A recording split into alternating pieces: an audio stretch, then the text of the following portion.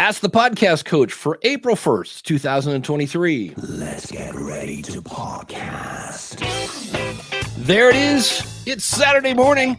It means it's time for Ask the Podcast Coach, where you get your podcast questions answered live. I'm Dave Jackson from the School of Podcasting.com. Jim is out on special assignment. So from epiccreative.com, it's the one and only, it's the mayor of McFuzzville or something. Fuzz Martin, how are you, buddy? I am doing well. How are you? Thanks for having me on, Dave, and thanks for not being able to be on, Jim. I appreciate the I appreciate your seat. Thanks for having me on. If you missed it, the how many moons ago were you doing Good Morning Podcasters? So I started on November 1st of 2022. And I bought it while I was drunk on October 31st, 2022. And then I finished on February 28th. So it's been about a little over a month since I have not been doing Good Morning Podcasters. So I think lesson number one, maybe not buy a podcast when you're drunk. Would that be? Yeah, I would say that. Yeah. Yeah. Yes. That would be my first advice for podcasters is don't do it drunk. Don't buy it drunk. You can podcast drunk if you want. Yeah, I've seen many of those where the drunk cast and things like that. But speaking of drinking, Fuzz came prepared. I did. He actually he doesn't have the mug, but he has a mug. I've got a University of Wisconsin lacrosse mug. That's where I paid thousands of dollars for my daughter to go to school. And I stopped at Starbucks on the way so I could do. There we go. Yeah. And of course, that coffee pour is brought to you by our good friend Mark over at podcastbranding.co, because they see you before they hear you and you want to look good. And the beautiful thing about podcastbranding.co is the fact that Mark is a podcaster. So that whole it's a radio show, kind of like for the internet. Yeah, you have to have that conversation. Mark knows exactly what it is. In fact, Mark's going to go over and listen to your show. He's going to check out your website because he really wants to make sure that your brand is just it's like butter for your eyes, basically, so that everything just rolls together and that you don't have this happy, upbeat, music for the grieving cast or something of that nature. And you're not going to get that from a guy on Fiverr. So, and also if you need a website, if you need a PDF, whatever you need, if you need something to look good, you want to go check out Mark over at podcastbranding.co because, it's the place to go.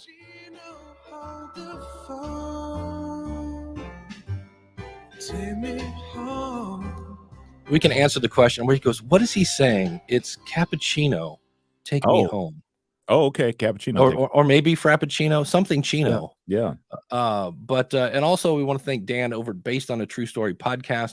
And the thing I want to say here is I always say your podcast is a recipe, not a statue. And he recently kind of juggled a little bit of his format. And now he's looking at a time stamp like, hey, this week in April, and then he'll say, oh, this happened, and this happened, and this is how it was covered in the movies. And so you learn about multiple movies in one episode. It's he does a really good job. It's kind of a narrative style thing. Check it out over at Based on a True Story podcast.com. And that does it for all the housekeeping that we start off. We were talking this morning. I said, if I was coaching myself, I would say don't do so many ads at the beginning of the show, but we get them over with and then we hop on. So we got people in the chat room. Of course, if you want to jump in, you can ask your questions live, or you can go to askthepodcastcoach.com/join and hop right in. And if you're like, who's is this Fuzz Martin guy? How many years are you in radio? So I was in radio for 15 years. I started off at a little school station. Then I moved literally into a country station that was called Your Home in the Country, and it was literally a house in the middle of a cornfield in a very small area in southern Wisconsin. Nice. And then I was at a station in the Milwaukee market for 11 years. So, and then I quit a dozen years ago and got into advertising, and podcasting is my way of doing the stuff that I love about radio and not having to deal with radio general managers and sales managers and those things. So, well, one of the things I know they do in radio is an air check, and give me a little behind the scenes of like what is an air check, what do they point out? What do they, is it a waste of time? Yeah, so an air check is essentially a way of evaluating how your show is going and finding out your strengths, finding out some of your crutches and things that you say too often. If you say a lot, those kind of things.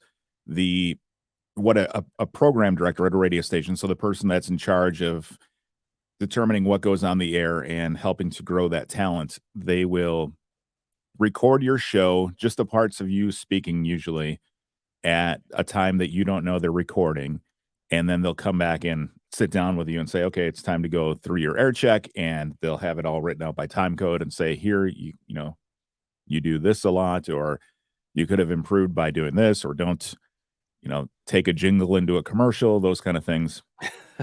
So so an air check is really a way of listening to a talent's show and then telling them what they could do to improve. And it can happen with podcasting easily, especially easily because it's always recorded. So, Well, can you remember anything that you've actually learned from sitting through one of those? one of the big things I think that I took away when I was early on, while I was getting my feet under me on the air and becoming a personality instead of just a disc jockey, was my program director said, you sound like you're talking to hey, all you people out there, and you there in Radio Land. And he said, your radio and podcasting in this case is an intimate medium where you're speaking to a person in their car. Maybe they're out at the gym, maybe they're on a walk, wherever they may be, they're in their office. To them, you're speaking to them one-to-one. And to yourself, yes, you're broadcasting, but he encouraged me to print off a photo of what our ideal audience member looks like, or our not ideal, but like who our audience was. With country radio, it was typically a mom in a minivan with 2 or 3 kids. So I had a stock photo of a mom with 3 kids taped to the monitor on the broadcast console, and that's who I was speaking to every day. So if I started to get a little edgy, I knew the line was, is she going to have to cover her kids' ears? And also, if I started talking about stuff that maybe as a, at that time, a, late 20s male, is that connecting with that mom in the car? So, right. And that was something that I got out of an air check. And I really encourage anybody who's in podcasting to consider doing something similar. Who is your audience? Who are you talking to? Put that picture up in your studio when you're recording, and try to make it about them or make it for them, not necessarily just for you. Yeah, I remember I've read a couple different, there was a great podcast for a while about like the behind the scenes story of Oprah, and she called her avatar Susie Homemaker. Oh yeah. And so they were trying to get her to compete. This is back in the days of Phil Donahue, and then Geraldo came on and had KKK members throwing chairs at each other and blah, blah, blah. And they were like, we need to be more like these guys. And she's like, nope, Susie Homemaker doesn't care about the KKK. And it was just kind of cool that everybody was trying to, kind of like now with Facebook and Twitter, everybody's like trying to, TikTok's trying to look like Instagram, and Instagram's trying to, it's like, and Oprah's like, no, I'm just going to, like, I know who my audience is. I'm going to give them what they want. And it seemed to work out okay for her. Basically. Yeah, I would say so. Well, I saw a question in Facebook, and this person said, I have over 100 episodes. So first of all, congratulations on that. And I'm starting to think the problem is me. I published over 100 episodes of my podcast in the last 3 years, and I'm still struggling to break 75 plays on Spotify. Well, there's one little issue there that we'll talk about. I think it's about time to start accepting 2 things. My show probably doesn't have market appeal, and the market is currently overly saturated with people making comedy podcasts. Anyone feel me on this? What should I do to improve? I can only think to buy advertising to get the word out. So that's one person. We have, I see this a lot in podcasting. So the first thing that jumped out at me, if you're only checking your stats on Spotify, either A, you're now in Anchor / what is it now? Spotify for podcasters. Right. And you haven't submitted your show anyplace else. So that would be problem number 1, because that's a question I get in support a lot is, hey, my case, I work for Libsyn, and they're like, I see the numbers, but is that just from whatever Apple, or is it just from my website or whatever? And it's like, no matter who your host is, we'll go with the norm that they're IAB certified. But if somebody listens to a minute of your show on anything, whether it's an iPad, an iPhone, a website, whatever, it's going to be counted in your media host. So when I see Spotify only, I was like, that's, because I have one show that does really well in Spotify, for whatever reason.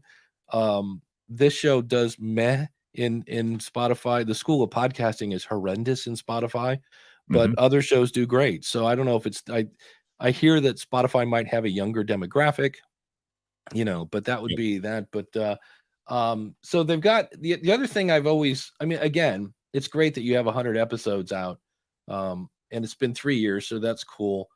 But I think the thing that a lot of people don't ponder, I think this is it. I'm going to start a podcast and I'm going to get ads. So what is the why of my podcast? And really, I know you help your wife with a podcast. Like, what's her why? Yeah, her why is to help teachers. So teachers have limited resources. She is a technology coach.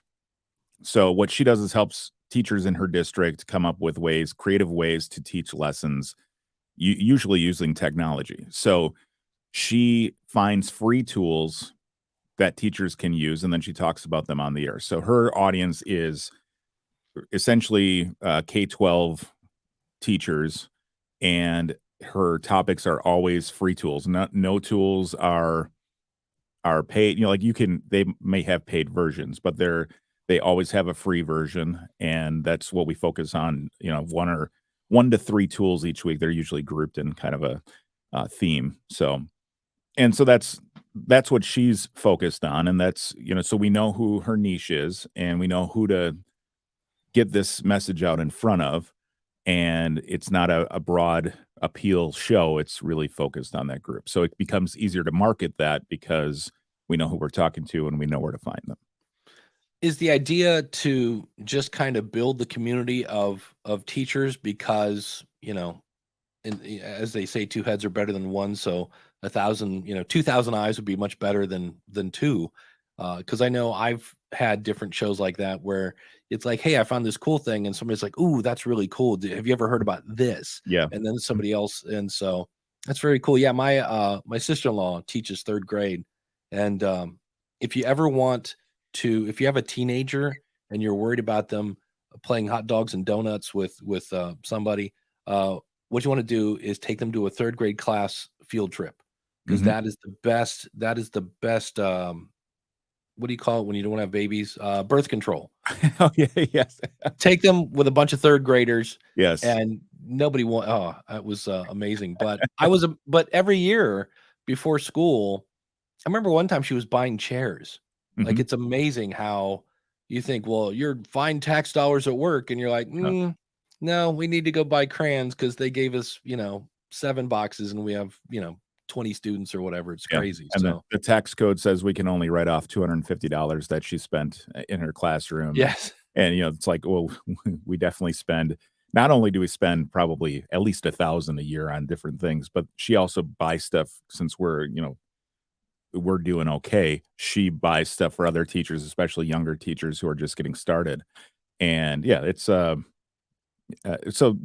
finding a free tool and giving, a lot of teachers are focused on what they're teaching. Not everybody understands the technology. So this helps when somebody's searching for, how do I teach about the Titanic is our next episode that we have coming up. And then they can find technology-based information on how to teach about the Titanic to their students at any grade level. So I just watched a fun movie on Amazon, and I'm not a big tinfoil hat guy, but to make a long story short, the company that had the Titanic, the one guy kept wrecking this one boat, and they couldn't get the insurance to pay for it.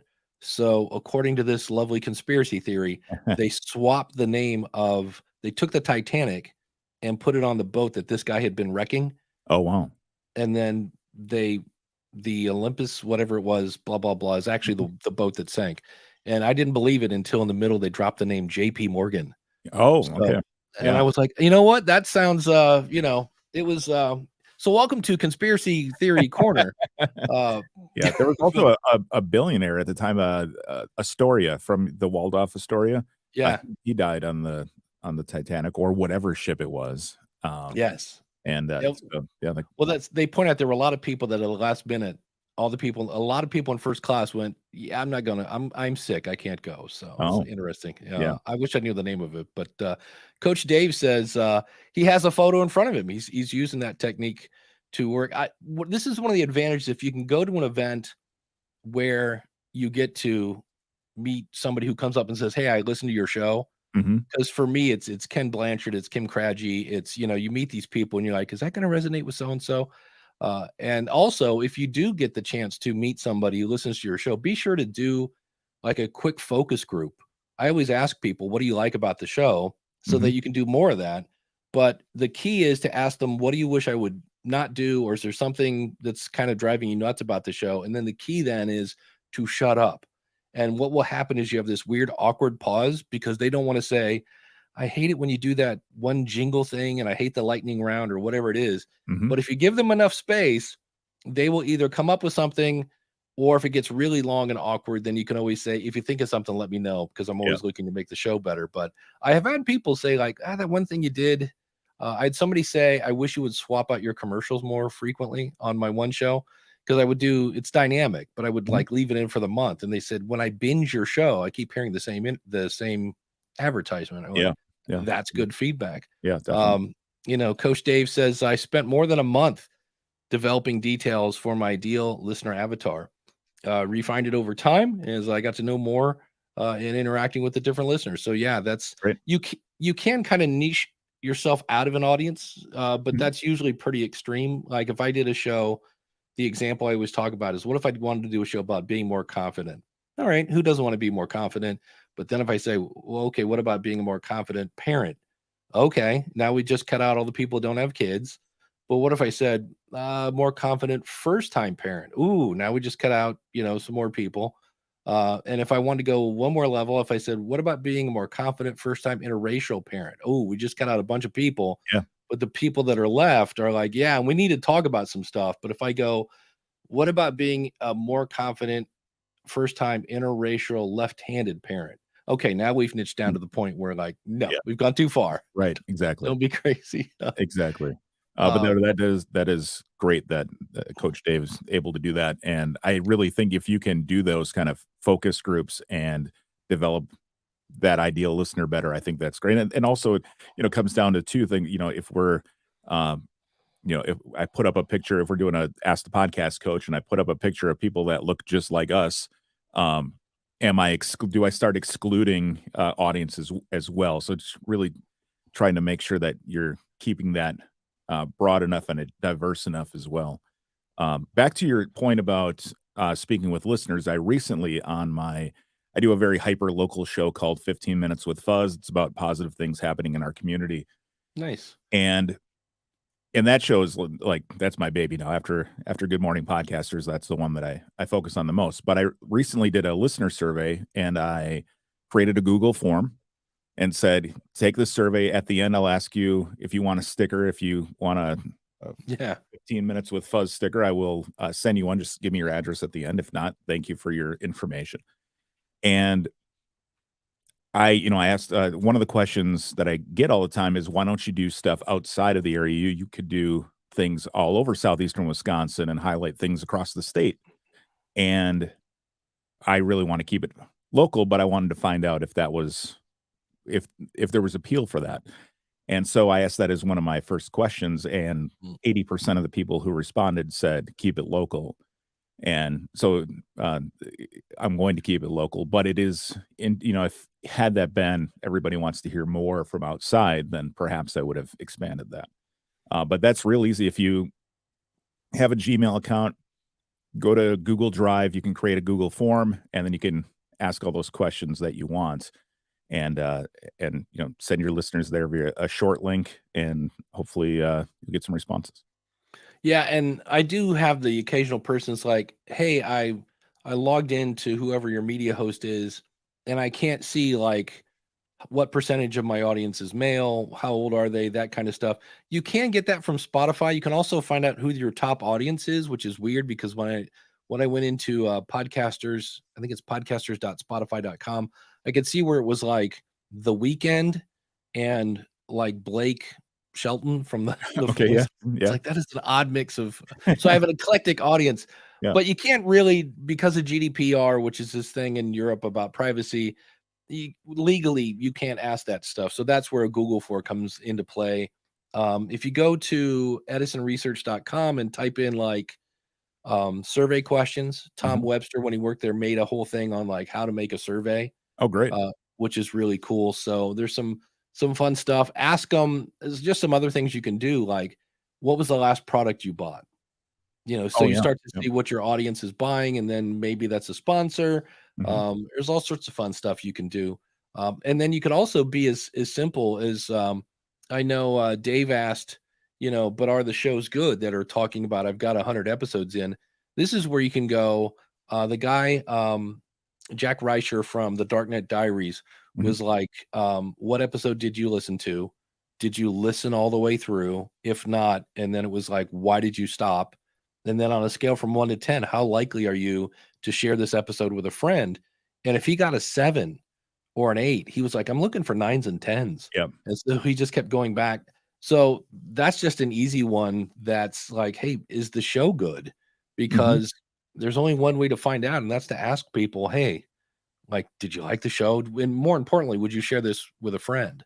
So that's the old Net Promoter Score, setup. So, yeah, Ooh. when you see a survey that's, 1 through 10, would you recommend this show or this product to another user? If that's always the case, if it's anything under 9 or 10, then that's considered you're not a promoter at that point. And so we work with some of our clients here at Epic to do that once a month with a set of their customers, and then we find out why, and then we use that to try to make improvements to their product or their online experience, those kind of things. So it's great. And I've always heard if you do like a from 1 to 1 whatever number, that you wanna use an even number, because, like, here I'm holding up 5 fingers, Yep. and it's really easy for somebody just to grab that middle one and just go all threes all the way, whereas Yeah.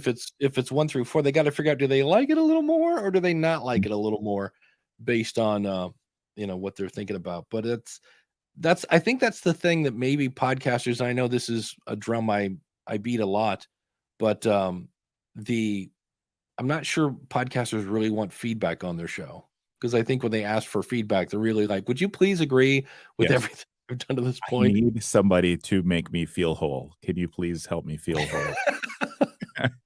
And that's what your family and friends are for. So, but I think if you want to improve your show, you need to hear the hard stuff and work to make that stuff better. And sometimes it's going to be uncomfortable changing your workflow, changing the structure of your show, uh, you know, changing the topic of your show and those kind of things. Because if you if you want to get better and you want to improve, you have to hear what's not good in order to improve that. Yeah. And it's difficult for anybody to hear that their baby's ugly or their the thing that they're pouring themselves into isn't great. In advertising, we get this a lot. I think, between writers and designers. So both are creating, both are putting stuff out there, but we find that our writers typically take feedback harder than designers, because a designer, you Mm. can say, that looks okay, but can you move this pixel here and do this? When you have a writer and you look at their writing and critique that, and it's got a bunch of red marks on it, and they just spent, hours writing this, and you hand it back with, like, essentially saying, "Here, everything you've created is garbage." Um, they take it a little bit harder. But it does help to improve that, and I think that podcasting is similar to that, in that it's to writing, and that you're creating stuff that's kind of from in here, and then somebody's telling you, "Yeah, but maybe do it differently," and that can be hard to swallow. Yeah. A similar question also in Facebook. It says, "My show is now 3 years old. It is a live streaming YouTube podcast with over 230 episodes, and now about to start season 11. So they're on season 11, but they're on year 3. I'm trying to do that's like 3 Yeah. seasons a year or something. I'm struggling with motivation. Our numbers are okay. We have 1,000 subscribers on YouTube, so that's awesome. So things are moving in the right direction. Some people love the show and say change nothing. Plus, there are fans from day one still, which is great. But I feel like it should be growing a lot better. Mhm. I love that statement because I want to go, why? Why do Right. you think it should be growing a lot better? Has anyone else been through this? Everybody has been through this. Yeah. How do I go about it? Do I keep working hard and hoping things speed up? So that would be the first thing I would ask them. Like, why do you think it should be growing better? Because I've seen usually the answer to that when I ask that is like, well, there's this one show they haven't put out an episode in like 5 months, and when I search for that, they come up and my show doesn't such Yeah. and such. Yeah. And I'm always like, so you're spending a lot of time looking at your competition. And I'm like, maybe you should spend more time interacting with your listeners. Right. So Exactly. yeah. By the way, I figured out how they got to 11 seasons. Okay. There are 4 seasons in a year: winter, spring, summer, fall. And so we've had 2 years would be 8, and then we're coming up on the 3rd year. So that's 3. 8 plus 3 is 11. Season 11. There you go. It goes to 11. Exactly. It goes to 11. It's one more. Yeah. So if this person comes to you, any advice or where would you start? I would start by wanting to know who their ideal audience is. Listening to a couple episodes or skimming through to find out what it's all about, and then find out how are you promoting this? What are you just expecting people to show up because you're creating it? Because that doesn't work, and unless you're a celebrity, and unless this person has some celebrity, maybe not. And then also just focusing again what we talked about before. Focus down on who your audience is and engage with them in those places and try to build a community around that. Without seeing their show, I'm not totally certain what advice specifically I'd give to them in terms of like, hey, do this, or buy an ad here, or whatever that might be. But yeah, it's really start with why, and then figure out who. And then look for the low-hanging fruit. So what I'm going to do is I'm going to actually share my screen here, but I'm going to explain what's going on for those that you are listening to the audio, because I'm not going to say the name of the show, but I'm going to show something here in Hindenburg. And so we're looking at this audio, and they've got great audio. It's right up probably around -3, and it's really super thick, and it's them talking over music.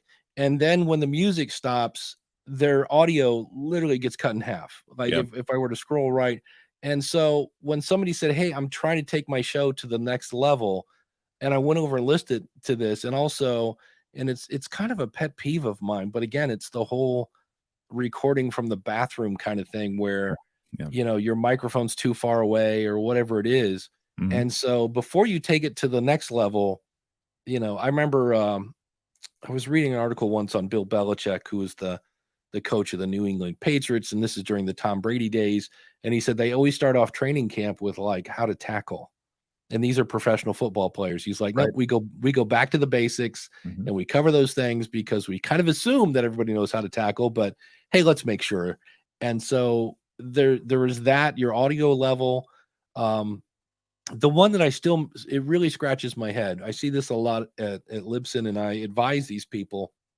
I'm like, hey, going back to your why, and usually these are coaches, and I think every coach should have a podcast, and yet they're using the Libsyn podcast page. Now, it's not a horrible page. It's super simple. It's a great place to listen and subscribe, but all your lead magnets and your coaching and everything else that you're selling is on your website. And I'm always amazed when people are not putting their podcast as a blog post. I would just say, look, if you know what a blog is, just think of your podcast like a blog. Copy and paste your episode description and throw on a player. And while you're at it, put a link to Apple, Google, and Spotify on your website. And that's low hanging fruit that people go, oh yeah, I never thought, I just thought I had to use this page because it came with my media host or something like that. Do you know of, can you think of any other low hanging fruit that you might want to think about? Yeah, I mean, I would look at, what is the intro to the show? What are your calls to action? All the kind of going through we call it hitting signals, right? So going through, making sure that all all those basics are dialed in. The audio part is great. I think getting the titles of your show right. What do those look like? Man. Are they, episode 1, 2, 3, then the name of the podcast and then some subject that's like way off to the, Right. hidden somewhere, because you've put too many characters in. It's there's so much work involved if you want to do this right. And it has to become, I have checklists of things that I go down, make sure I got all the, did I create the episode graphics? Did I create a social media sized, 1200 by 630 pixel social sharing graphic for my website? I create templates for all this stuff so it goes quickly, but do I have a transcript? Do I have all these kind of basics after after creating good content and after creating a good show and editing it and making all that? There's so much little work that goes into it, but it takes time and it doesn't just happen. Yes, for some people in the world it happens, but that's just like becoming an NFL player. Like there's a little sliver of people, the 4 million active podcasts that will somehow just get noticed without doing all of the important things. And it's likely not going to be you. And if it is, buy a lottery ticket. Exactly. Yeah. And in that particular show, because I reviewed the show on the podcast Rodeo Show. And one thing that I see people do on occasion, they do one extreme or the other. When they go to introduce the show, they'd be like, hey, this is Ask the Podcast Coach, where you get your podcast questions answered live. And then they'll say something. And then later they'll like, oh, and this is Ask the Podcast Coach, where you get your podcast. I'm like, okay. And then what she did is she explained who her guest was. Like, hey, they're very similar to what I do, yada, and kind of introduced them. And then she reintroduced the show. So this is Ask the Podcast Coach, and you're like, yeah, we got that. I didn't skip that part. And then and this is one that kind of drives me a little nuts, especially if it's long, reading somebody's LinkedIn bio, because A, it sounds like you're reading someone's LinkedIn bio, and B, half that stuff doesn't pertain. And so I remember one of the parts of the person's bio was that they were an actress. And I was like, does that really have anything to do with what you're going to talk about today? Because it was kind of I forget what it was, but just thinking that's, the audience doesn't care. That's not like they're going to go, oh, I'm so glad they were an actress. Because if they weren't an actress, I wouldn't be listening. It was really out of left field. So that's, I hear that a lot. Or just the double intro where you'll be like, hey, today on the show, we have Fuzz Martin. He's a great guy and he's got an advertising background. He's been in radio, blah, blah, blah. Here's my talk with Fuzz Martin. And then when it starts, what do you hear is, hey, we're talking with Fuzz Martin. And then the double intro. So those are just little things that I think a lot of people either don't hear or they're skipping through it. I know for me, it doesn't matter how many times I've pieces parted an episode together. Before I upload that thing, I listen to it one more time. And I swear the 5 times that I haven't is the time I wake up in the morning and somebody's got an email going, do you know you have 30 seconds of nothing in the middle of your show? And you're like, yeah. So I've been there. And regarding the guests on the show, so with my local podcast, it's all interviews. And I tell the person sitting across from me here, I'll say, we're recording the middle of the show. So I'm going to have introduced you. I'll record that over the weekend. So if you don't be startled by the fact that I just get into it, because this is our way. And then we just have a little conversation before we get going, just so they're warmed up. Yeah. But I also, and some people don't like this, but I'm not trying to like make news here. I'm just trying to get positive stories out. So I will send a list of questions ahead of time to my interviewee and say, here's essentially the roadmap. I don't want you to write this out. I don't want you to think about it too much, but just tell me if there's anything that I should be asking you that's not on here or shouldn't be asking you that because it is on here. And I know some people aren't into, like, if you're doing an interview, not to provide questions ahead of time. Those aren't, I go off the script or off that list depending on their answers. But preparing, I think, is where I'm going with this. And that's one thing that would always come out of air checks as well, is what does your show prep look like? Did you prep for that guest properly? And how can you tighten it up and make it sound even better to the listener without repeating information and doing that? So prepare, and then go, and then edit. Yeah, I always give them the topics. Mhm. Like here's like you said, the roadmap.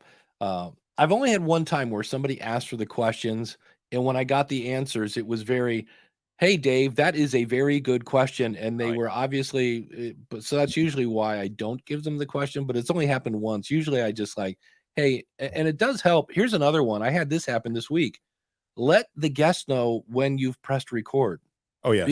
Because I joined a Zoom call and I did the old "this one's being recording," and he like introduced, he's like, "Hey, it's Dave Jack, blah blah blah," and I'm like waiting for him to go, like, to kind of give me a little prep, and like we were into it, and it didn't dawn on me till about the third question that I was like, "Oh, we're doing it. Like this is Mhm. it." I thought it was just like, so you might want to let people know when they're officially on the record. Luckily, I didn't say anything horrible or whatever. It was Dave Jackson canceled.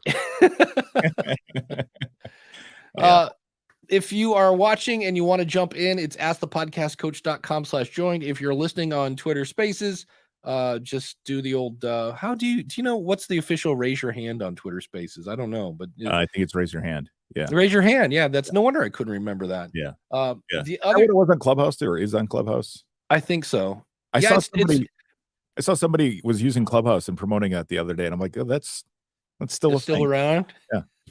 Oh, that old thing? You know what's not a thing, or it won't be a thing in April, and I'm somewhat mad at myself. I'm not mad at the people that made this product because they took a swing. They took a big swing, and kudos to them. But I was using this app called Volley. It was Okay. so cool. And you could send people a text, you could send them audio, you could send them video, you could send them a screen share, and it was free. Mm. And I was like, "Ooh, I love this," but I am not a big fan of free. And the reason for that, if I was somewhere where I could pay stuff, I have a list of about 12 podcasting companies that have gone out of business Yep. because free is not a good business model. So I interviewed the guy that founded it, and he had started 4 different companies, and they'd all been purchased, and they were all super popular and blah blah blah. And I'm like, well, I'm going to believe, and I still believe in Josh. I think part of it was the economy and things like that. But off I ran with this thing, and they announced April 30th. So sorry, but we're closing it. And I looked at it and I was like, okay, why did this go out of business? And part of it is that they created a really cool app. And Mhm. they said, hey, if you're using this now, everything you're using for free will always be free. And then we're going to create some additional features and you'll have to buy those. And I was like, cool, great business model, love it. And the stuff that they created that you had to buy, I didn't need. Like I Oh, didn't really need yeah. HD video. I can do LD video perfectly fine. Yep. And so, and then I'll give them credit. They came up with this cool thing where you could charge people for coaching and this and that. So long story short, if you're using Volley and if you haven't heard, it's going out of business. I am moving to a thing called Zip Message. I'm assuming I've set up supportthisShow.com/zip message. It's basically Volley with a monthly fee. And they're going to be rebranding to Clear something something. It's really focused on coaches, but I say this because I was laughing. I was talking about I put out a newsletter on Friday, and I said, so beware of using free services, Yeah. said the guy who's using Substack for his newsletter. And I went, yeah, I guess they just couldn't monetize it, is what they said. And then the other problem is normally in a situation like this, you would go and get some VC money Mhm. and something to keep you floating until things catch on. And I guess right now, if you're looking for VC money, this is not a good time to do it. Yeah. And so that was sad to see. But if you're using Volley again, well, you better, I was using it. I used the one thing where you could charge people for a thing, monthly challenge.fit, I think is my Okay. website. I should know this. And it just dawned on me that all my subscriptions are going to go in April, and I was like, Oh, so I might use Patreon or set oh, yeah. something else up or whatever. But This, it by is the way, what. goes back to your point before about having your own website, and that's the thing that I Oh, tell people all the time is if you are relying on, your hosting service website, on your podcast host, and not to say that Libsyn would ever go away right. or Captivate that whatever. If you have all of your stuff, all of those eggs in that basket, and something goes away, then you are risking that you're not going to, that's going to disappear, and then you're going to have to go and find everything and put it all back. If you have it on your website and you just simply need to change, who your host is, that's a different piece. And then you get to own that. You can own all the content on there without someday having to move it and it could not even be going away if somebody, your service decides to increase the prices dramatically, or they take a feature away that you want or something, and you need to move everything, it becomes a pain. So that's why I always will be a proponent of having your own website for that content and that information that you're creating and that you own. Yeah, I would say it's the main thing, and then your social and everything else kind of floats around that. Mhm. And I go back to the days of take your pick. If we go way back to mp3.com, that was a website that was too big to fail. Yeah. And then MySpace was another one. MySpace was huge back in the day, and now it's a footnote on Wikipedia somewhere. And what happens sometimes is I'll see people, and I think this is somewhat universal for most media hosts. When you sign up, you give it a name, and you are given some sort of URL. A lot of times it's just a bunch of numbers or whatever. But that, especially if it's used for your feed, if Mhm. later you go to change that, and like in Libsyn, where there used to be a slug, and we finally we took away that feature because people were shooting themselves in the foot.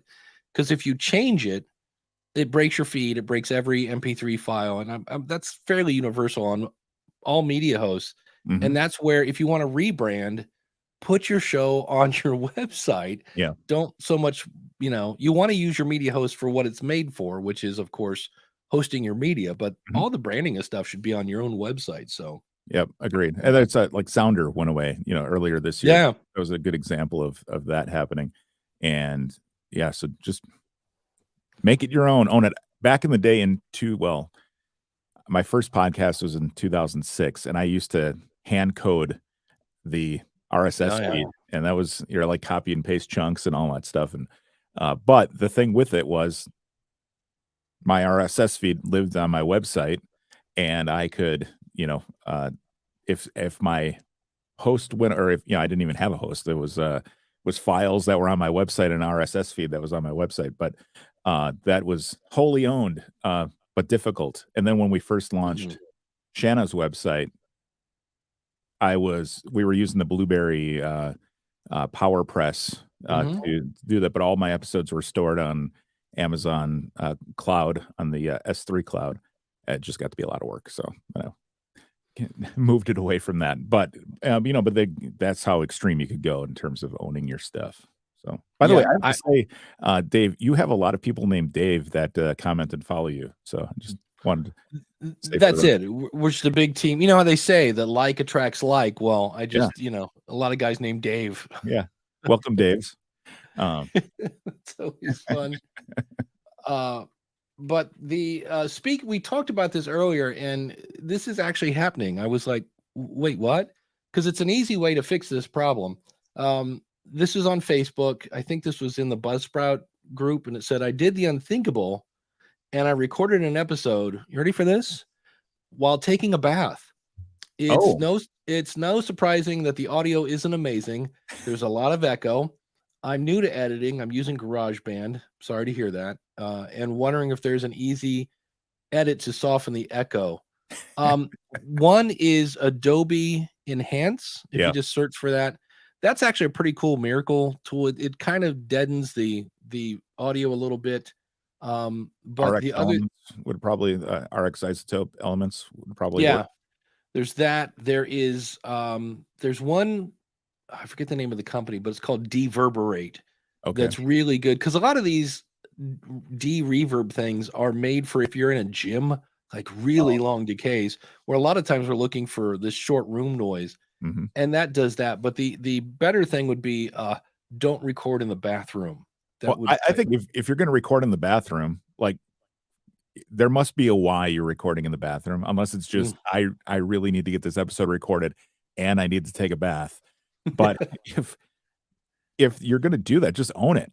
I would say make it sound like a bathroom. Own the space. It's like when you know, pod news is recorded from a trade show floor. Just own the ambiance of that and take it. When you said did the unthinkable, immediately my brain went, this person is recording from a stall in the Atlanta airport bathroom. So that would be bad. But I've done that. I remember once I've done a couple different interviews from the floor of an event. Mhm. And I just say, I'm here in the hallway at Podcast Movement talking to so-and-so. Yep. And that way, because what happens, I've seen people that they'll use a noise gate to take out the noise when somebody's not talking. But then when somebody's talking, there's all this murmuring in the background. Yeah. It actually sounds worse, where if you just allow it to be kind of a noise floor and then you're talking over it. And I've had people say, wow, I kind of felt like I was there, because you could hear all the stuff that's going on. Yeah. So as long as the signal to noise ratio is good enough that it's not drowning you out from that, then you're, I think that, again, I would own it. And, you know, you walk into a bathroom with your phone on, people can tell you're in the bathroom. If you're going to podcast with actual recording equipment in a bathroom, people are going to know you're in a bathroom. Yeah. And right on top of it, of course, Isotope, a great company, is now making a debath plugin. So that will be something that's coming up. So long April Fool's joke. Yeah. Exactly. Yeah. Joining us here, his video may not be on, but that's fine. Live from version 3.0 of the Yellow Studio, the one and only Randy Cantrell. How are you, buddy? I'm good. And I new computer setup, so I'm technically challenged. What can I say? How's the move? I look better in audio anyway.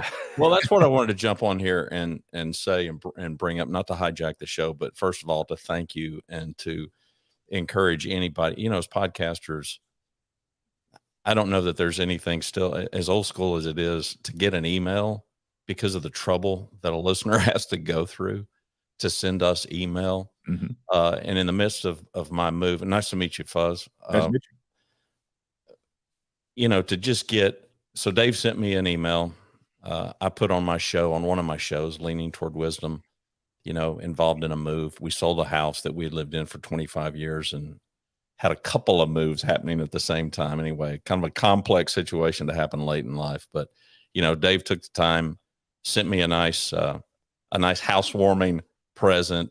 But as important, or more importantly, you know, just encouragement. And I know we're all listening to a lot of podcasts.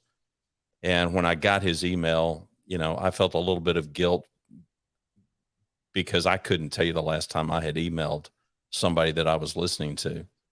And so I don't know. I think encouragement, and I don't mean pats on the back and accolades and that kind of stuff, but just when somebody takes the time to email us, even if it's with some criticality, I don't know, it's a big deal. It is. And that's where, even if they do give you a pat on the back, they're like, hey, I listened to episode 27 and thought it was great. You know, obviously you're going to say thanks so much, but also take that time to do, you know, is there anything you'd like me to talk about in the future? Because you've got somebody that's listening and they might be thinking, has he ever talked about such and such or this and that? So that's always a good way to maybe get ideas for the show. So, you know, I think also when you interact in that case, you're likely to create a listener that, even if they were critical, that they're going to stick around for a long time, because they, you know, they feel that extra connection of you're a real authentic person who took the time to respond after they took the time to interact with you. So I think it's very important to respond to every email and whether it's good or bad. Yeah. How's the move going? It's insane.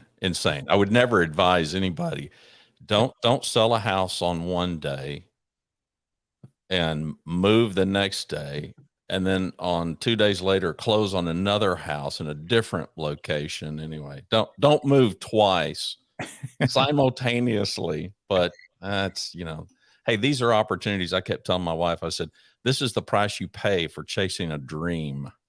So, dreams come through a lot of hard work. I know I heard Fuzz talk about, the NFL and stuff. And yeah, there's a small percentage where everything just kind of falls into place. But the rest of us, mere mortals, we have to work really hard and all this stuff. So Exactly. So Yeah. it's good. It's good. I just wanted to say thanks, Dave, and I appreciate everything you do. I love the show. And obviously, I'm a big fan from way back. Yeah. I would end on this note. I think it's also important for us as podcasters to surround ourselves. Fuzz talked about, that's what we got friends and family for, to tell us how great we are, even if we're not. But then I think there can be this other circle of people around us, and Dave and Jim are both in my circle in that regard, of people who are willing to tell you the truth, not to be critical and not to be judgmental, but because they've got your back. They want you to do well. They want you to be as good as you can be. And I don't know how big that circle needs to be for anybody else. For me, it's a rather small group, especially in podcasting. But we need these kind of people. We need truth tellers in our life. And I'll leave you guys to the rest of it. Thanks, Dave. I appreciate it. Nice to meet you. Fuzz. Nice to meet you as well, Randy. And remember the old adage, measure twice, move once. Yeah, I forget which podcast movement it was, but I got there, and Steve Stewart from the Podcast Editors Academy, I've known him for years, good friend, and he's like, hey, I want to take you to lunch. I'm like, oh, cool. And then he said, are you open for feedback? That's number one, a good question to ask, because some people might go, no, I'm happy, but I said, oh, my background's in teaching. I'm always happy to hear something. And he just said, sometimes when you're explaining stuff, the curmudgeon comes out a little more than it used to. And he's like, you got to remember that some of these people are brand new to this. And I'm like, dude, I could leave podcast movement. I haven't even made it to the hotel yet. Yeah. And I was like, I could go home now and be super happy with that. So, so it's always good to have good people around. And speaking of good people, this would be a good time to, I think I have cool rocking music for this. Yeah, that'll work. Our awesome supporters. If you would like to be an awesome supporter, go to askthepodcastcoach.com/support. And I actually did this morning, and Greg from the Indie Drop-In Podcast Network, if you have, I think it's comedy, true crime, spooky shows, things like that, you can go over to indiedropin.com and actually add your show. You don't have to do anything with your feed, but if you're looking to, get your show in front of a different audience, check out Greg over at indiedropin.com. And of course, Ask the Podcast Coach runs on Podpage. If you want to try Podpage, go to trypodpage.com, and literally you can make a website for your podcast in about 10 minutes with knowing absolutely zero code for that. And he's not here today, but you can still get your fix of Jim Collison by going over to theaverageguy.tv and check out Home Gadget Geeks. And when you think podcasting, think School of Podcasting. I mentioned earlier about how the Volley app was something I use. When I mean one-on-one consulting, I mean one-on-one consulting, and that can also be via Zoom. So that's something I do because, well, I love doing it along with the courses and the community over there at schoolofpodcasting.com. And if you'd like to be an awesome supporter, go over to askthepodcastcoach.com/support. And I don't want to leave the Fuzz man out. So, of course, if you're like, wait, Fuzz, who? What? It's you want to go over to epiccreative.com. So thanks for all our awesome. I didn't really have a good place to send anybody because I'm not doing Good Morning Podcasters anymore. So, but and aren't you the mayor of something? I am actually, as of yesterday, I'm officially the president-elect of my village that I live in. I am the only candidate on the ballot, but yesterday at noon was the deadline for official write-in candidates. So yeah, so I'm the president-elect of the village of Kewaskum, Wisconsin. So Kewaskum. Yeah. We've got a lot of Algonquin names around here. So that's fun-filled and exciting. Yeah. Let's see here. This is again from Facebook. Hey, I have a question. I recorded a podcast with one friend and my levels were so high, like I was so loud. And then I recorded the other night, my levels were very low and my partner levels were super high. And I just don't know what I'm doing wrong. How can I change this during the recording? This is one of those where we always need more information. Yeah. And I'm guessing also that means they recorded all on one track so that there's no way to increase one without going through and highlighting each section and normalizing them to one another. So yeah, I had that is kind of the unforgivable sin in podcasting is if you record, because in theory a podcast should be like a sine wave, so it's this rolling hills up and down and you see it. But when I open up a file and it's just a wall, this is just this where you've recorded so loud, because it's kind of weird in podcasting. You measure things and 0 is as loud as you want to go. You go up to 0. And if you go over 0, it gets distorted. And I've seen people that just hand me stuff. And while I can take something that's recorded too soft and make it louder and make it listenable, it's hard. Even with I have RX10 and they have a declip, because technically that's what it's called. You're clipping, and it can make it almost. I had one that was just horrendous. It just sounded like, it was just this distorted thing. Sounded like the guy was talking through a kazoo. Oh yeah. If it just was bad, and I was able to kind of take some of that off, but it was still. And so what I did, it was for a client that I edit, and I knew they were going to say, "Hey, this still sounds bad," and I took like a before and after, and I'm like, I did the best I could. Yeah. But here's a novel idea.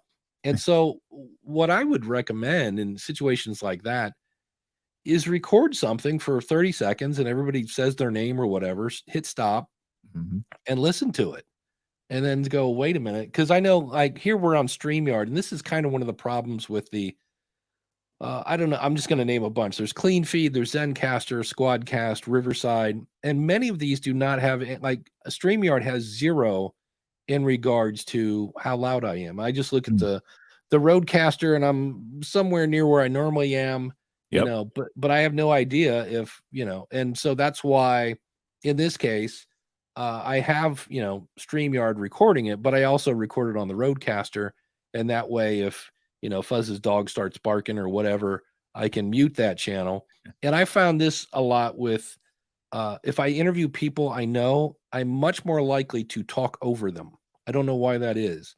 And so I interviewed Deidre from Cap Show, and I've known her a little bit, and I was editing the interview, and time again, we just couldn't get a rhythm going with who's going to talk now.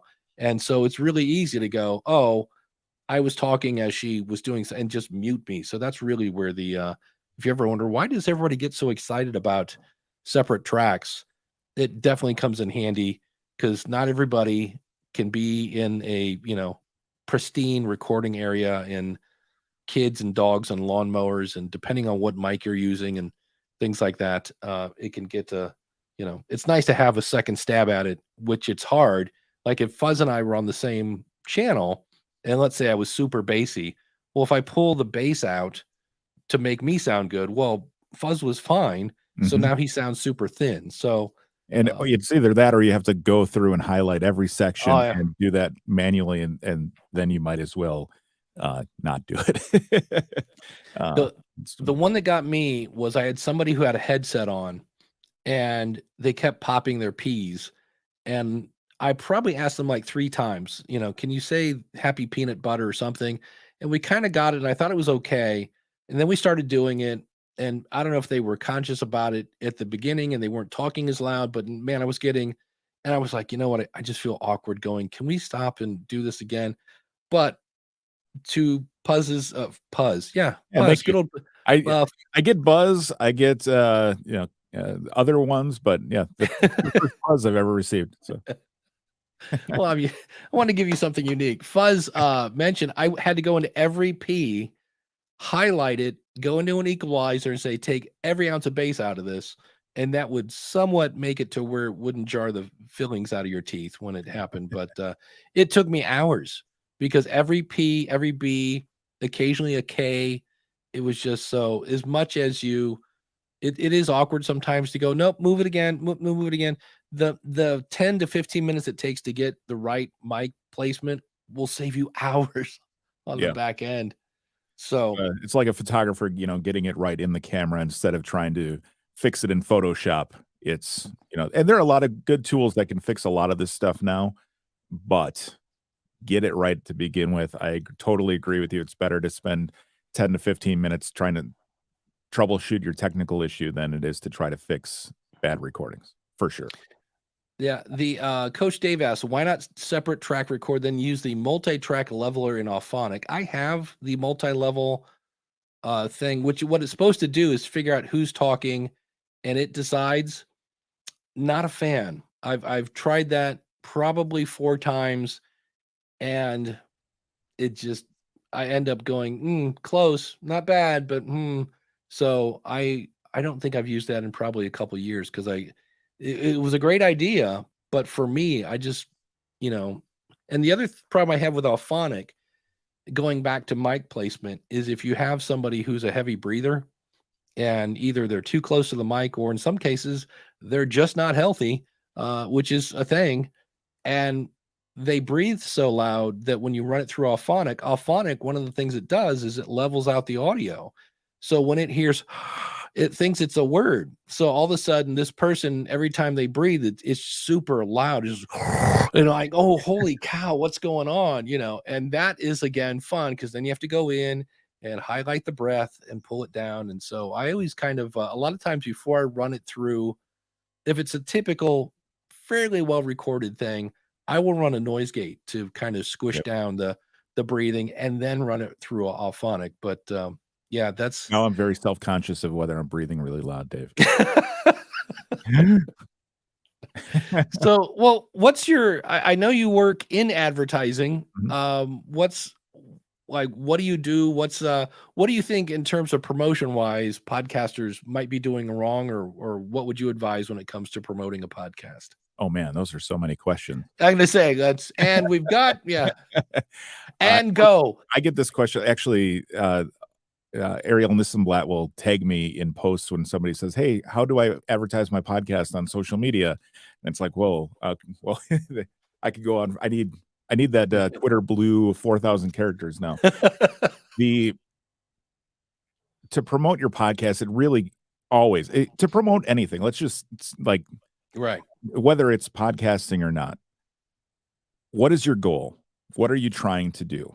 And then where are the people that you're trying to interact with? And then how do we engage with those people?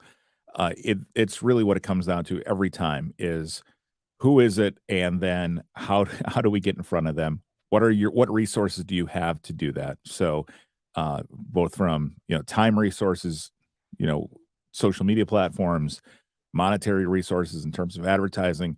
What does your website look like? How, there's so many different pieces to that I think that there's not one answer for everybody. Right. Sorry, look at me hitting the microphone with my hand like a newbie. There are, every single one I address separately. Yesterday there was a guy who makes a podcast about coaching, and it's a really cool idea. He's got some really good, he lives that life. So he wanted to know how to advertise on social media for that. And, so I started looking into the different, platforms that he's on. He's only on Instagram and on YouTube. And then I asked him, are you looking to get more YouTube subscribers? Or are you looking to get more podcast listeners? And I think that his show is only on Spotify for podcasters. And I don't know if he's published it to all the different places. So that would be the first thing that I would recommend. But, it really be, do you need to start a Facebook page so that you can advertise to coaches in that area? Or LinkedIn, you can definitely find coaches on LinkedIn that you could get your information in front of, but LinkedIn advertising is expensive. So do you have the monetary resources for that? So it's really there's no like give $50 to this person and they're going to get you, 200 listeners. There's the 10,000. I always picture a giant, it's about 5 feet tall, It's a light switch made of gold, and you just come over and go, and like 10,000 downloads instantly. And I'm like, I keep looking for that. It's like Willy Wonka. I'm like, I'm waiting for that golden ticket where you open it up and you're like, 10,000 downloads. Yeah. Yes, So exactly. I just played, and I every time I do this, I go, oh, you know what? Here's what I probably should have done. Have you ever played with Buzzsprout ads? I've looked into them. I have not pulled the trigger on that. So the first one I did, I was on 221 shows, but some of these were not exactly what I would call a great match. So this time I came back because they added more features, and they said, here are these that I think originally I had 37 because I said I want slightly more male audience because podcasting is slightly more male.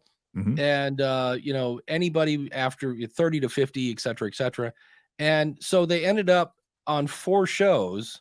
But what I wish they did, oops, I had that, is these 4 shows, which was kind of interesting about this, is I saw the shows that kind of matched. This was handy in terms of like maybe people I should reach out and network with. Right. So that was kind of interesting. And then here were the 4 that actually said, yes, I will play Dave's ad. And this ad was much better. The first ad I did was horrendous. I listened to because it was all about Dave Jackson. Look at Dave Jackson's been podcasting forever. Dave. And I was like, this. So I made it much more about them and are you struggling with a podcast and blah, blah, blah. And the fun thing was, I forget what I paid for this. It wasn't super expensive, but it wasn't super cheap. But I was smart. I use a tool called Switchy, and it's just a kind of a click tracking tool. And I think I got 7 clicks out of 5,000 listens. And I was like, So what I should have done when I thought about this, if I really wanted to get the most out of this, was I should have found one show that really, really fit my show and just picked that one. So that those people, I'm trying to figure out where the stop sharing is. Here we go. So that those people would have heard the ad more frequently than in this case. And that's why I emailed Buzzsprout this morning. I said, what would be really cool if I could see, look, first of all, 5,000 impressions is not that much. Most people buy many, many more, but I'm just dipping my toe in the water. But it would have been cool to see which, like, was that first show like 4,000 plays and the other one were 500 each or what? And it'd be also, I mean, I have my own little click tracking tool, but it'd be cool if they had one to say, oh, this show delivered X amount of clicks, this show delivered none. So you kind of know which show is this resonating with. But were you able to see spikes in your other analytics that maybe people didn't click onto, but maybe they went and searched? And listen, yeah, I need to. I haven't checked yet. I just did that this morning where I realized that, oh yeah, my campaign's over. So I need to go back and see, did my downloads go up? Or I know Kevin Schmidlin, who does the Grow Your Show podcast, and he said he had a weird thing where his numbers shot up by like 25%. And he said it's weird because it wasn't on a launch day, because normally you get that big spike on that. And he figured out it was when he was on my show, and my show had released. And he said what was cool is he got this big spike, he got a spike. And then he said the big thing was next week, did it go back down to normal? And he said no. He goes, I actually retained some of those people. And so his point was, in terms of regarding advertising on social or things like that, was to advertise where your audience is. And he had a great story. I guess there was some job in the United States that like only 2,000 people do it. It's a really hyper niche show. So somebody got the list of people that do this job, and he sent them a postcard and said, you should listen to the show. Now, I don't know if the guy had a QR code or whatever, but Kevin was saying that in reality, that's probably maybe wasted marketing, because how far away from pressing play are you when you get a postcard? Yeah. And I was like, that's a pretty decent point. And I know on social media, I always approach social media as the people who are probably following you already probably know you have a podcast. So maybe make the tweet something for them to share to the people who are following them, because they don't know you have a podcast. So, right. Is that decent advice? I would say that's definitely decent advice. The one thing I would say, digital ads, people are getting hit with digital ads constantly. So sometimes, like now, that postcard might actually, if it's in conjunction, like an omni-channel approach to to advertising if you are doing some digital stuff and somebody receives a postcard. Let's say they see you on LinkedIn advertising because you've got a very niche job title that you can target, and they receive a postcard, and maybe they saw it on a Facebook ad as well. Now you've got these different touch points where people start to tip to the point of action that so but sending a postcard definitely can be pricey. So Yeah. there's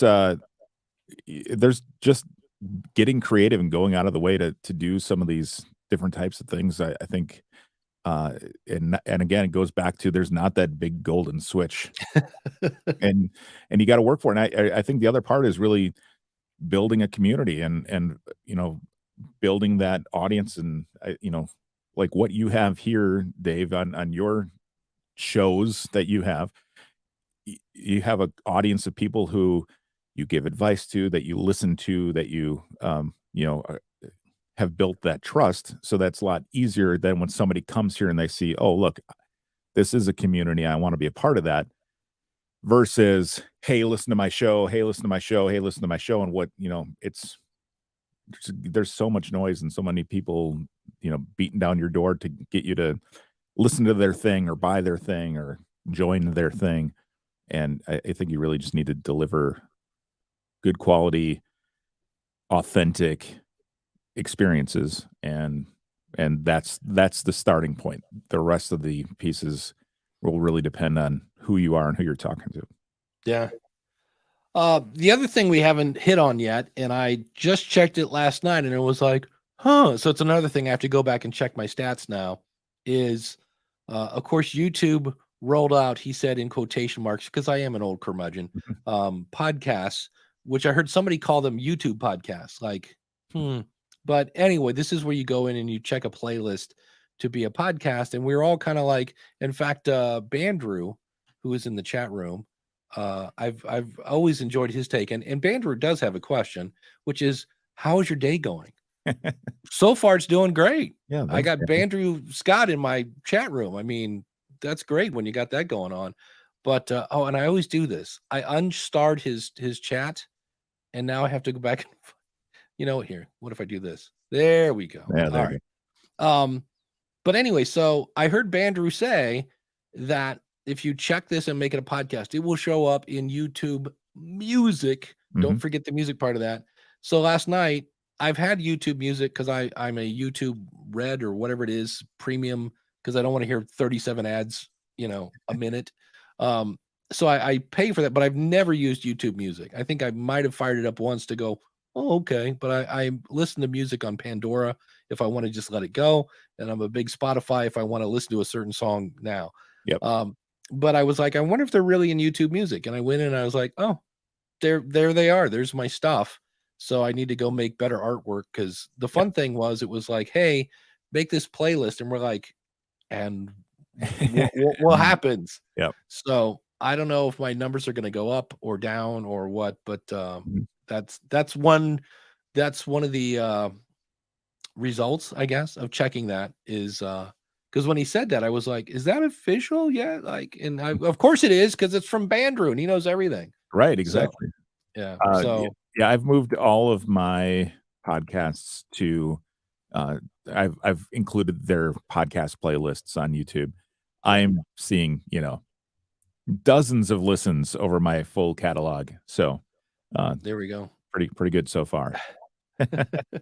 Tens of listeners have come over. Woo. Look at all the listener I have. Yeah.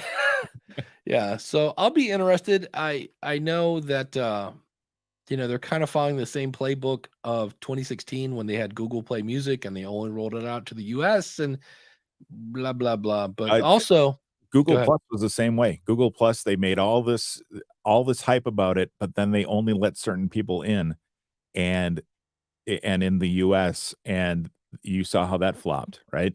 Yeah. So.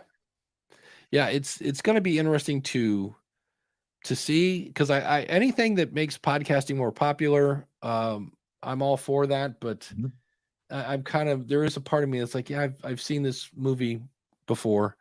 The other thing that kind of happened this week was the podcast standards project is now official.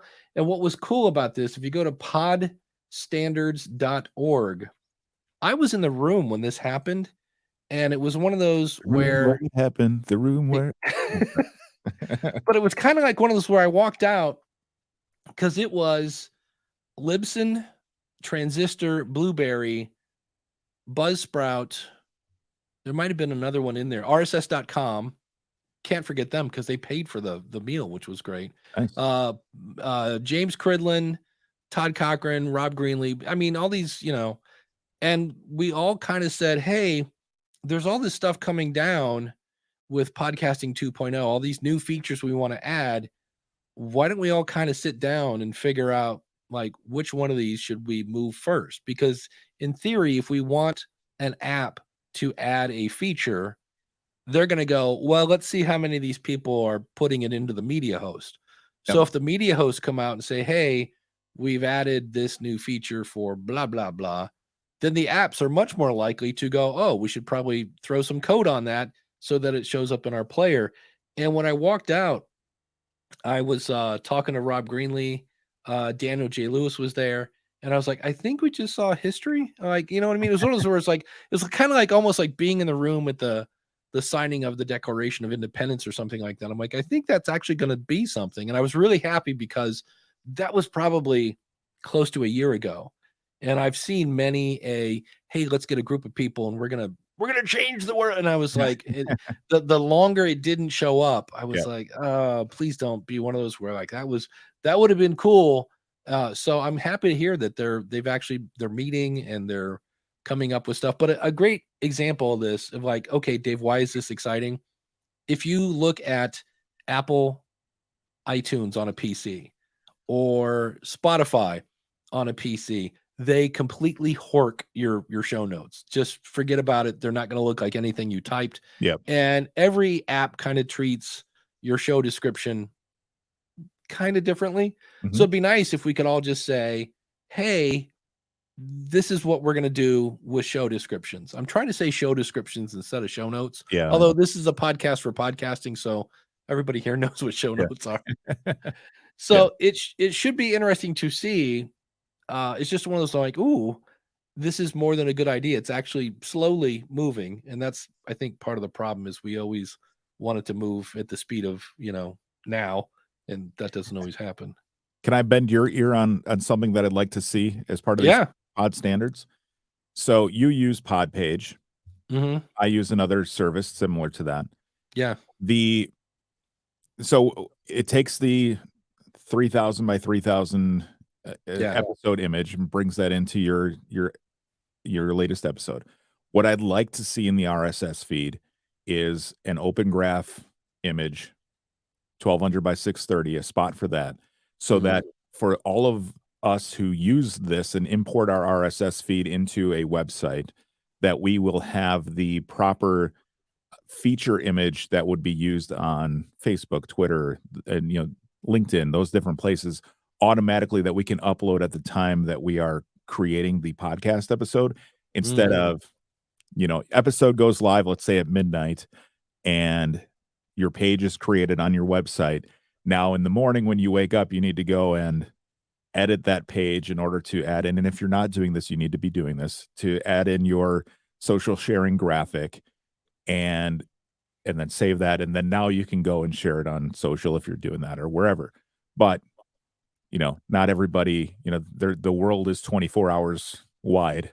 So some people might be accessing that early and before you get up and are able to do that, or, maybe you're publishing as soon as you finish your episode. I don't know how many people do that. I think you're a psychopath if you can just go. I'm just kidding, but publishing that right away. But I would say having that social sharing graphic or that open graph image as part of the RSS feed, I think would go a long way to the future of how all of this works in promoting and putting on websites.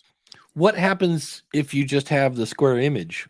It doesn't show appropriately on social. I can probably find an example for that. Actually, this morning I launched an episode of one of my shows as an April Fool's joke and only had the graphic in. So Sometimes it displays different on Twitter, for instance, and on Facebook, or it will like zoom in and expand it, and so everything's cut off and looks not appropriate. Yeah, So or blurry, yeah, or exactly. So interesting. yeah, and so those open graph sizes are the same for Facebook, LinkedIn, Twitter, the other smaller ones that are out there these days, Hive, Oh, there's Post the News, Spoutable, so Spotable. yeah, so that they all take that same size. It's a standard, and we've got resources like Podpage, or even like the Libsyn, the page that's auto generated from Libsyn, Yeah. or from your other hosts out there. Having that information in there would make the experience better for all podcasters, in my opinion. There you go. Great idea. I'm not on the board. I was in the room, and I forget who the Libsyn. I think the guy, the person that's the product manager of Libsyn, the hosting part, Sure.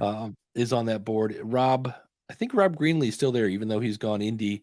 But I know Todd, basically Transistor, Buzzsprout, Mhm. they're all working on this together, and it's like, this would be cool if we can get it to work. And it's nice to see they have a page again. If you go to podstandard.org, you can kind of see there, and there is a button there for like leave feedback. So Okay. you might want to go click on that and go, hey, let's get that social share thing going. Yeah. So Yeah. because there are some features that are especially the ones that like most people would use. Obviously, that makes sense. Let's Mhm. Again, who's my audience? What do they want? Let's give it to them.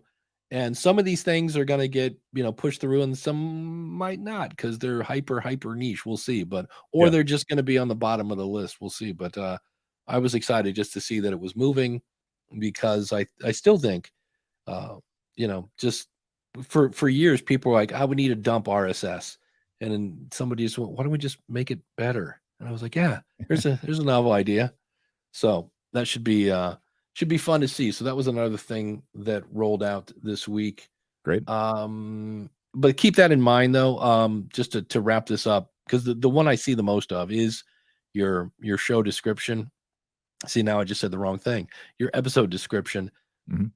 I always say, number one, avoid, if you can, no matter who your host is, typing it in Microsoft Word and copying and pasting, because anytime I have somebody that's like, it doesn't look right, and I go in and I turn on like the text view, the HTML view, you Mhm. can see if it's been Word, because there's just all this extra weird formatting. File stuff. Just Yeah. yeah, and you're like, that's so the first thing I usually do is I cut the description out, and then if I think it's Control Shift V, because normally Control V is paste, Control Shift V is paste it as text only, and it strips out all the formatting, and then format it in whoever your media host is.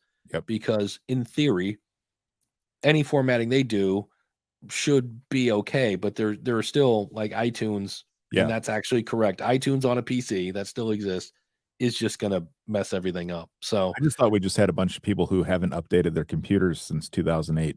But yeah, well, there's it'll show the links, like, it'll say like Fuzz Martin, and then it'll be in parentheses like 15withfuzz.com or something like that.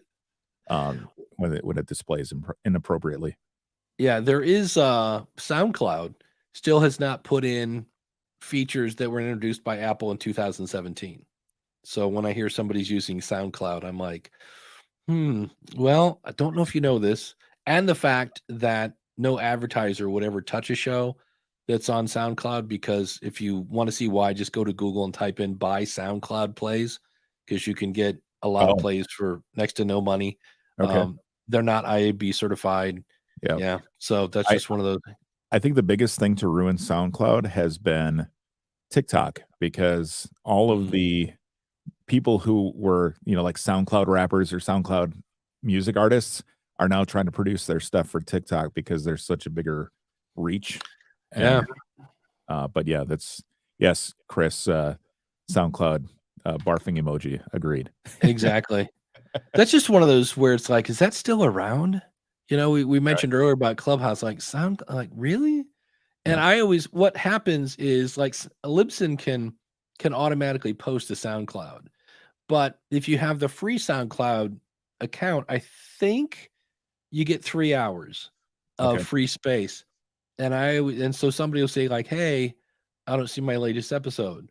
And I'm like, "Well, you're on the free plan. Yeah. You're over 3 hours." And I always say, you might want to go over and see exactly how many plays you got on SoundCloud and then decide, because if you're not going to pay, and why would you, because you already have a media host, you have to take down some episodes. And I'm like, you might want to see how many like plays that episode got, because going in every now and then and deleting a couple episodes to make room for more may not be worth it if you're only getting 4 plays per episode on a platform that isn't IAB certified. And Yeah. that at times is a little suspect with the whole I did have was contacted this week by a company that cutting edge technology, going to promote my show, reach a younger demographic, because they were going to make my podcast a reward. So you're playing whatever Legends of Zelda or insert video game, whatever.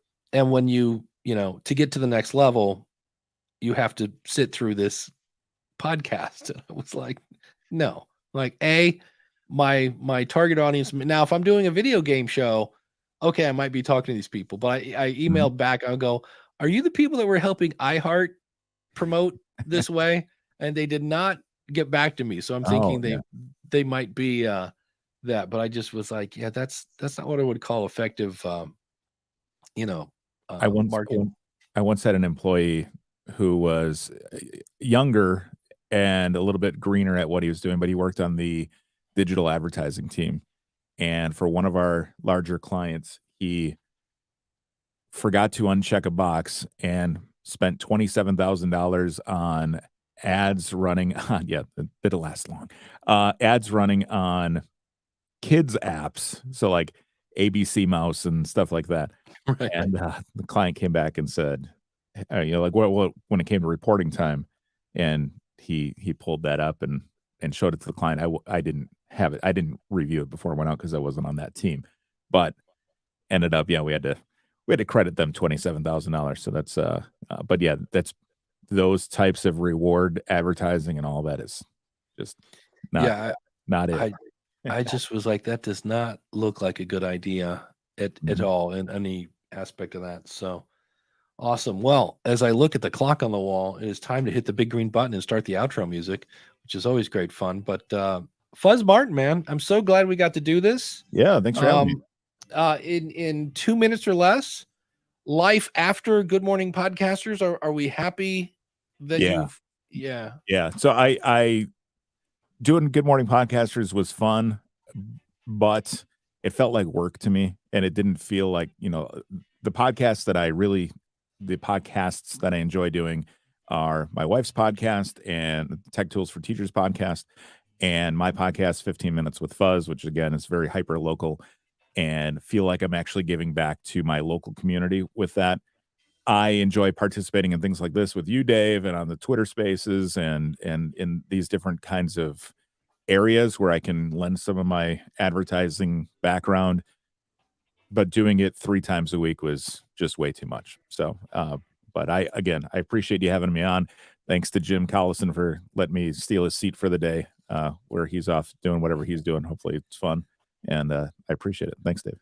Yeah, thanks. And Fuzz regularly appears on the Podcasting Power Hour, which I also occasionally pop in on. So that's always fun. And on the School of Podcasting this week, I'm interviewing Deidre Shen from Capshow. And we're talking a little like AI and the fact that, she started Capshow and literally like 2 months later, ChatGPT blew up. And so we kind of talk about, what do you do when you have competition and how do you survive that and that whole 9 yards. And it's actually pretty interesting. I edited it last night, so that'll be out on Monday. School of Podcasting. We're here every Saturday, 10:30, askthepodcastcoach.com/live. Thanks to the chat room, and we will see you next Saturday. And as far as I know, Jim will be back, but thanks for showing up. Take care, everybody.